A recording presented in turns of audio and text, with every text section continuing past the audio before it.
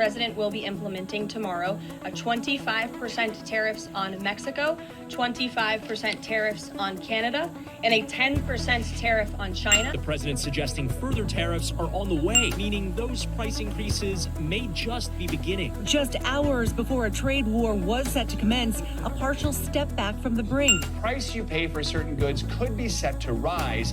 That's after U.S. tariffs on Canadian, Mexican, and Chinese goods went into effect overnight. The White House announced a 1-month exemption for cars and trucks. President Trump tonight with another new stance on his own trade war, a partial reprieve on his 25% tariffs on goods from Mexico and Canada. Trump on Wednesday threatened to escalate the global trade war with new tariffs on trading partners. What we're going to be doing is a 25% tariff on all cars that are not made in the United States. Stocks on Wall Street fell in anticipation of the impact. It's going to be Liberation Day in America. A 10% baseline tariff on all imports crossing U.S. borders, crossing ports coming into the United States. That's the baseline. What's going to happen with the market, I can't tell you. An exceptionally brutal day on Wall Street. U.S. stock futures plummeted this morning as President Trump's sweeping tariffs announcements are sparking fears of a global trade war. What this is driving is uncertainty. And we're not only seeing it in the stock market and the equities markets,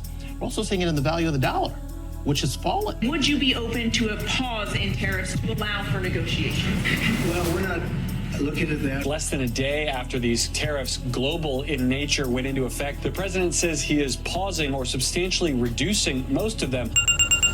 We're going to have a recession, and it will be a bad recession if the status quo remains.